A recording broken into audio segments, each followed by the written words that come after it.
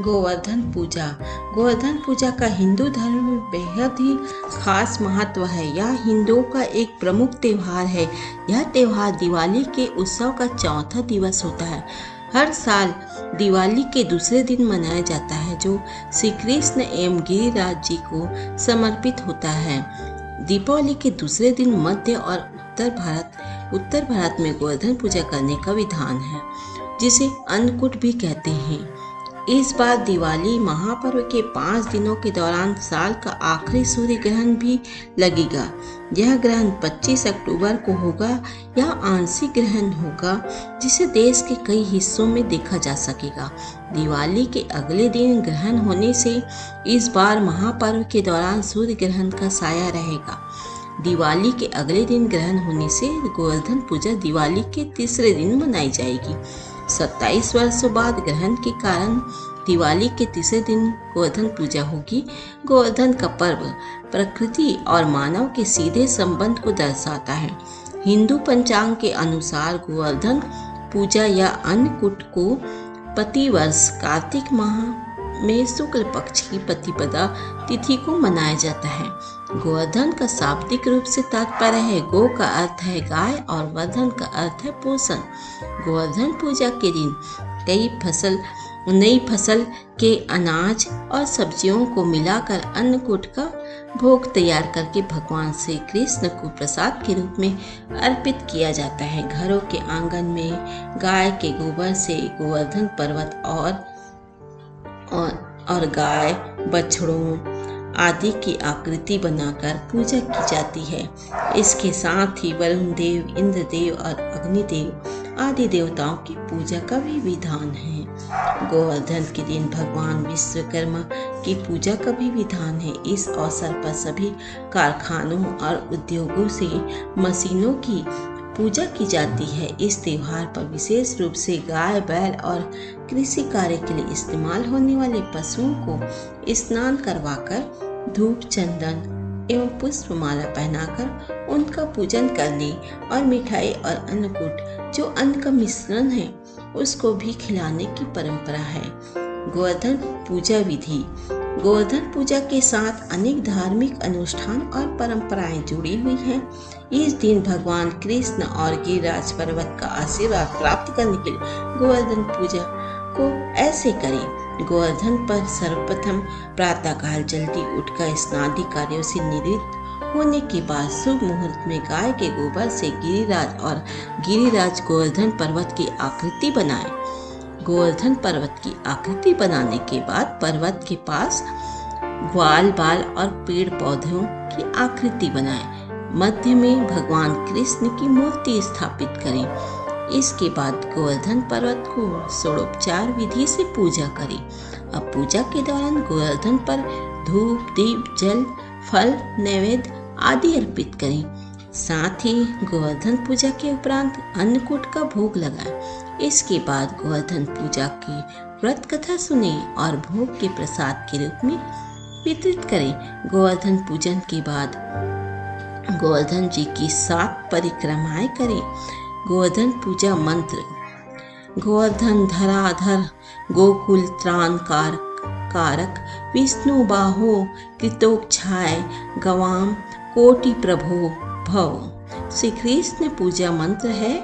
हे कृष्ण द्वारिका वासी यादव नंदन अभद्रा परिभूताम माँ त्राय स्वासु जनादन। ओम नमो भगवते तस्मै कृष्णाय कुष्ठ मेध से सर्व व्याधि विनाशाय प्रभु माँ मित कृधि। ये मंत्र आप बोल के पूजा कर सकते हैं। ओम नमो भगवते श्री गोविंदाय किम कृष्णाय नमः।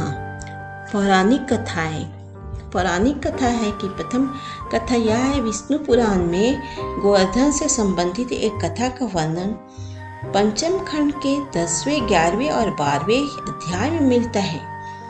इति कित्वा मातिम कृष्णो गोवर्धन महीधरम उत्पादित करेन नेव भार्या मास ले लिया।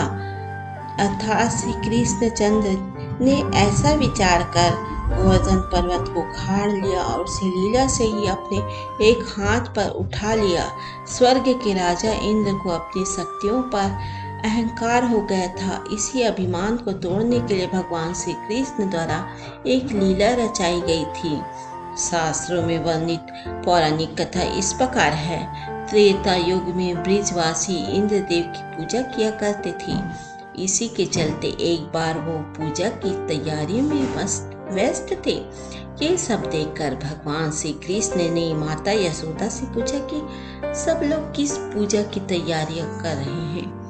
तब माता यशोदा ने उनको बताया कि हम सब इंद्रदेव की पूजा करने की तैयारी कर रहे हैं, क्योंकि इंद्रदेव वर्षा करते हैं, जिसकी वजह से हमें अन्न और हमारी गायों के लिए घास चारा मिलता है।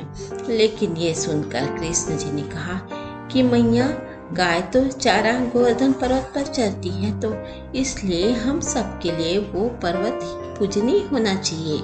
भगवान श्री कृष्ण की इस बात को मानते हुए सभी ब्रजवासियों ने इंद्रदेव की जगह गोवर्धन पर्वत की पूजा अर्चना की, जिसको देखकर इंद्रदेव को गुस्सा आ गया। उन्होंने मूसलाधार बारिश शुरू कर दी। वर्षा इतनी ज्यादा हुई जिसने बाढ़ का रूप ले लिया। इसे देखकर ब्रजवासी बहुत डरने लगे। उस समय भगवान श्री कृष्ण ने लोगों की सुरक्षा के लिए गोवर्धन पर्वत को अपनी सबसे छोटी उंगली पर उठा लिया। इसके बाद सब ब्रजवासियों ने अपनी गायों सहित उस पर्वत के नीचे शरण ली। ये देखकर इंद्रदेव को और भी ज्यादा गुस्सा आया और उन्हें वर्षा की गति बहुत ज्यादा तेज कर दी। इस पर श्री कृष्ण ने सुदर्शन चक्र को पर्वत के ऊपर जाकर वर्षा की गति को नियंत्रित करने का और शेषनाग को मेढ़ बनाकर पर्वत की ओर पानी आने से रोकने का आदेश दिया। इंद्रदेव लगातार रात दिन 7 दिनों तक मूसलाधार वर्षा करते रहे और श्री कृष्ण ने लगातार पर्वत को अपनी अंगुली पर उठाए रखा। तब इंद्रदेव ब्रह्मा जी के पास गए। उनको पता चला कि श्री कृष्ण कोई साधारण मनुष्य नहीं, स्वयं श्री हरि विष्णु के अवतार हैं। इसके बाद इंद्रदेव ने श्री कृष्ण से क्षमा मांगी और भगवान श्री कृष्ण की पूजा अर्चना कर उनको भोग लगाया। कहा जाता है तब से ही गोवर्धन पूजा करने की परंपरा चली आ रही है।